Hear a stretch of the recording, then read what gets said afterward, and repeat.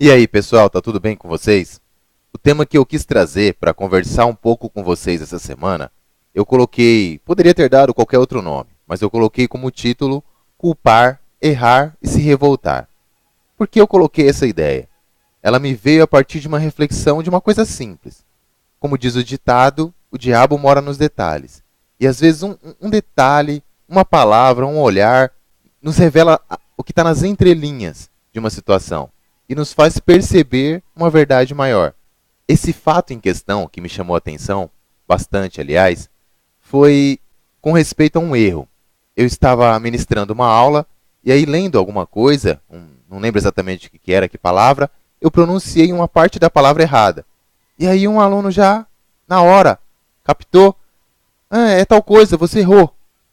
E tipo, se tornou ali uma expectativa naquele segundo de outros que também me olharam e eu senti bem uma energia muito interessante, que foi o de uma pequena raiva ali. Olha isso aqui, você errou. Essa pequena e singela afronta, ela se deu num tom de brincadeira.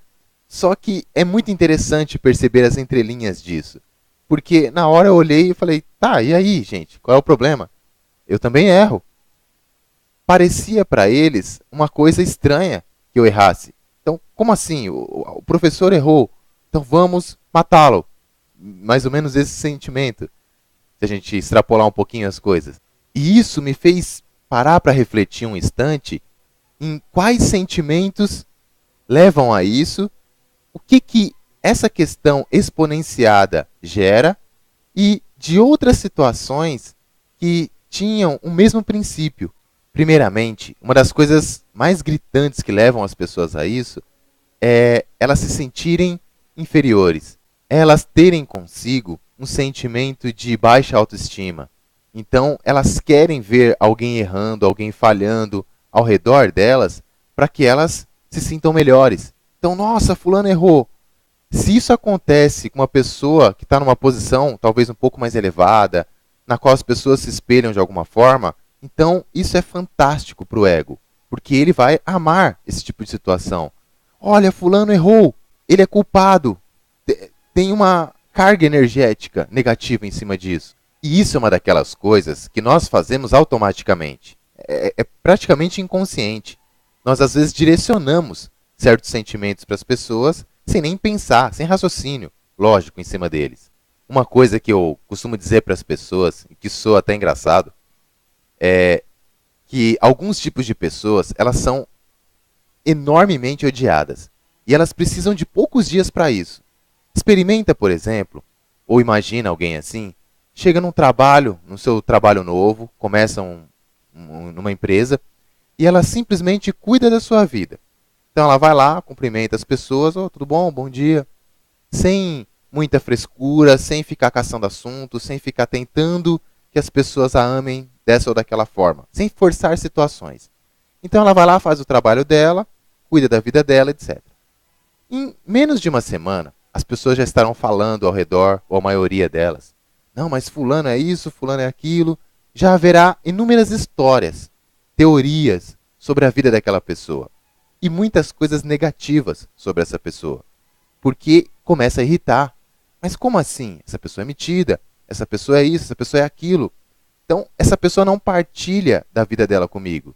A curiosidade, a insatisfação, a raiva de não ter certos instintos, vamos dizer assim, saciados pelaquela pessoa, não poder extrair algo a mais dela, causa uma raiva gigantesca. Sobre pessoas em posições talvez um pouco mais elevadas, é preciso entender o seguinte: veja, antes de mais nada, as intenções dessa pessoa e a capacidade dessa pessoa. A capacidade, ela não quer dizer que a pessoa tem que saber tudo, pelo contrário, ela tem que ser uma referência naquele ambiente, naquele mundo, naquele assunto. Mas ela não precisa ser Deus, ela é uma referência. Ela tem que ser uma pessoa para quem você vai lá tirar as dúvidas, conversar, ter orientação, mas ela também pode não saber alguma coisa em algum momento. E as intenções dizem respeito a algo mais profundo, aos sentimentos da pessoa.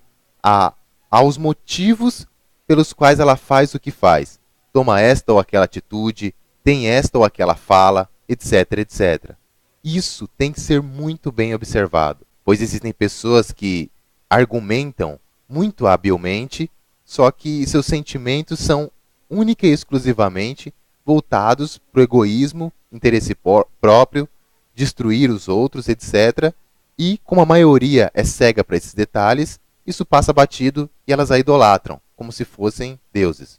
Gostaria de lembrar aqui também que Mahatma Gandhi, Nelson Mandela, Jesus, Martin Luther King, entre outros, com toda certeza geraram muita raiva onde quer que passaram.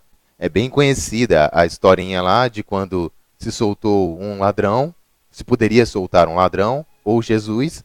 Ah, qual que vocês escolhem aqui? Não, ladrão, óbvio. Esse aí pode jogar na cruz. Então, sendo dessa forma ou não, sendo uma metáfora ou não, isso mostra o quanto certas pessoas, por trazerem à luz, por servirem de espelho para certas coisas que as pessoas não querem ver, o quanto essas pessoas atraem de ódio para si. Por último, gente, eu gostaria que vocês pensassem o seguinte: os humanos, eles tendem a direcionar irracionalmente impulsos através do ego. O que eu quero dizer com isso? Os animais não fazem isso, porque isso tem que ser racional. Ele exige um certo grau de racionalidade, e aí essa racionalidade do ego, ela direciona para uma atitude irracional, que é de ter raiva, de remoer alguma coisa. Um animal, ele pode ficar magoado, ele pode ficar traumatizado, etc. Mas ele não vai perder uma noite de sono remoendo, pensando palavrões para xingar alguém, para retrucar, para atacar de alguma forma. Isso é uma coisa humana. Portanto, tome cuidado com seus impulsos irracionais / racionais, que nesse caso os termos não são excludentes, mas eles conseguem se incluir numa hierarquia entrelaçada. Cuidado com esses instintos que são canalizados pelo ego e que a gente direciona o tempo inteiro. Como ter raiva de quem não deve, como direcionar nossa inveja para alguma pessoa ou situação, como querer algo que talvez não seja o melhor para nós, etc, etc. Observando, trabalhando e construindo uma melhor inteligência emocional nesses sentidos, nós somos capazes de direcionar melhor nossa raiva, nossos impulsos de fazer, de sentir, do que vale a pena sentir isso ou aquilo, do que é verdadeiro ou apenas uma ilusão, e por aí vai. Bom, pessoal, acho que isso foi suficiente para a reflexão de hoje.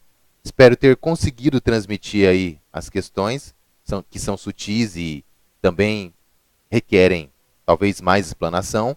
Fiquem à vontade para fazer qualquer comentário, pergunta. Compartilhem o vídeo se acharam interessante para que outras pessoas também possam ter essa reflexão.